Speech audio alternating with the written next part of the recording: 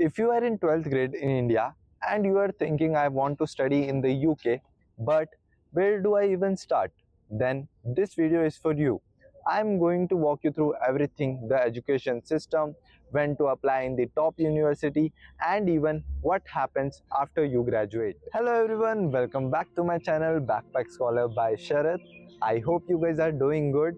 So today in this video I'm going to speak about studying in the UK after your 12th. So let's begin without any delay.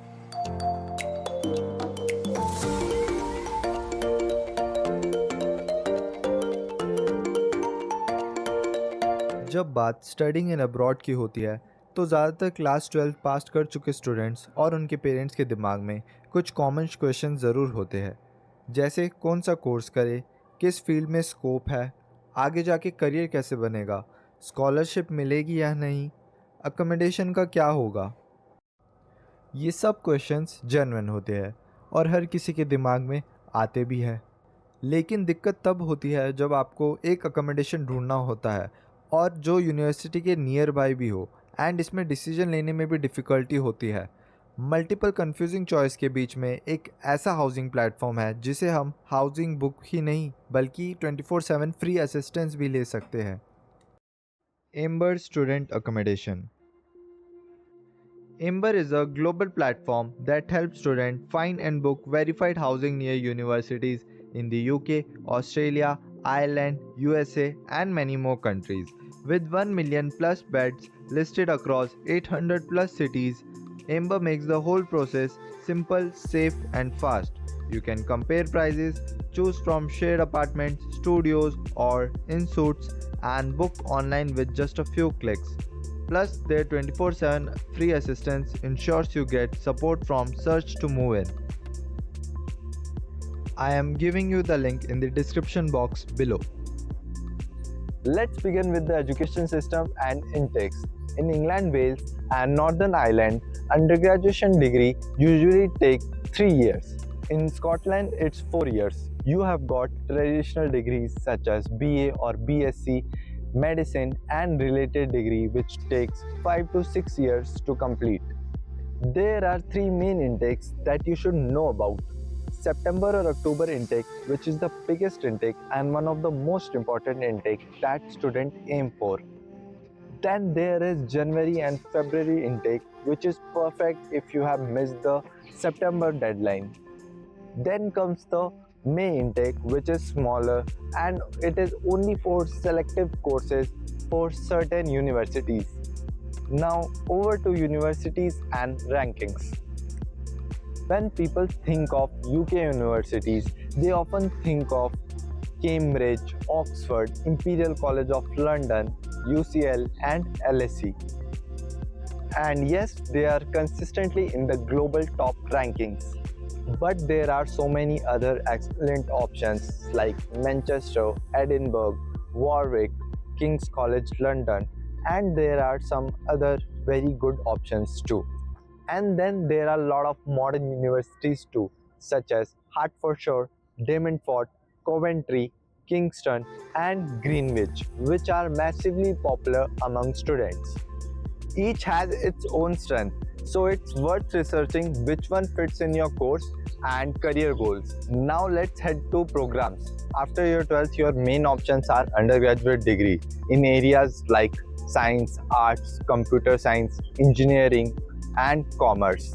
However, if you don't qualify for a direct entry, then there are foundation or pathway programs. They also help if you need extra preparation before the course gets started and if you want to switch to another field. Let us understand the entry requirement. Most of the universities look for 12th completion with 60 to 95% depending on the course which you are going for. In addition to strong subjects which are relevant to your course such as maths or sciences, do note that top universities like Imperial College of London, Cambridge, and Oxford will also require some additional tests for certain courses. In addition to that, medicine degree will ask for UCAT or BMAT exam, and so many law school will need LSAT or LNAT. Creative courses will also need portfolio as well. Top university will look for your extracurricular activities and your overall holistic profile. So make sure you should participate in every curricular activities at your school. Let's get to English entry requirements. Since you will be learning in English, so you need to show a proof of language skills.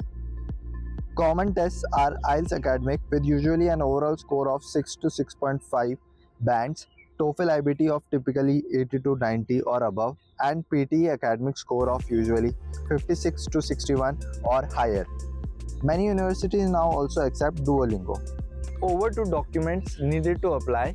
Here is what you generally need: your 10th, 11th, and 12th transcripts, proof of English proficiency, SOP explain why you want to study in this course, LOR, passport copy, additional test score if needed, and portfolio if you are applying for creative courses. You can also apply with your provisional grades and mark sheet if you are still in 12th grade, so you don't have to worry about it. Next up is the application process.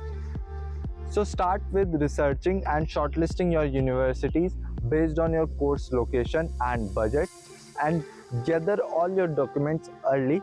There are two ways to do this. First is direct method and second is UCAS method. Direct application, as the name suggests, is you apply directly on the university's website. Just fill the form, add detail and upload your documents and then submit. This is usually free of cost. In the UCAS method, you can apply to 5 universities of program choices upon a centralized portal called UCAS. UCAS opens in September first week, a year before the intake start, and closes at January end. Oxford, Cambridge and courses in medicine, dentistry, veterinary sciences closes in September mid, so plan accordingly. Now let's quickly understand the visa process for a UK student visa. These are the documents you will require: passport, cash letter. This is a 14-digit number issued by your university once you accept the offer and pay a deposit. All academic documents, English tests such as IELTS, TB test and chest x-ray report. This is done by a British High Commission certified clinic for roughly around 3000 rupees. IHS or immigration health surcharge. This covers your medical expenses for your entire visa duration in the UK. This will £776 a year. Apart from this, you will need bank statement in which you should have funds held for 28 days. These funds is your living cost for the first year plus the remaining tuition fee for the first year after you pay the deposit. For London-based university, you should have £13,347 plus the remaining tuition fee. And for the outside London, you should have £10,224 and the remaining tuition fee. And for the application for the visa, you should have £524. This will take up to 3 weeks to process. Now over to tuition fees and living cost. So for tuition fee, expect anywhere from £11,000 to £25,000 per year, depending on the course and the university. Living cost vary by city. London is pricier. Just plan roughly around £10,000 to £15,000 per year, which covers all your daily expenses, transportation, food and your accommodation. Now let's discuss post-study work visas. So here's the good news. After you graduate in the UK's graduate route visa will let you stay and work in the UK for up to 2 years. However, there are plans to reduce it to 18 months. This announcement is not official. So that was it for today. If you find this video informative, make sure to like, share and subscribe to my channel. We'll be back with another video. Tab tak ke liye, bye bye.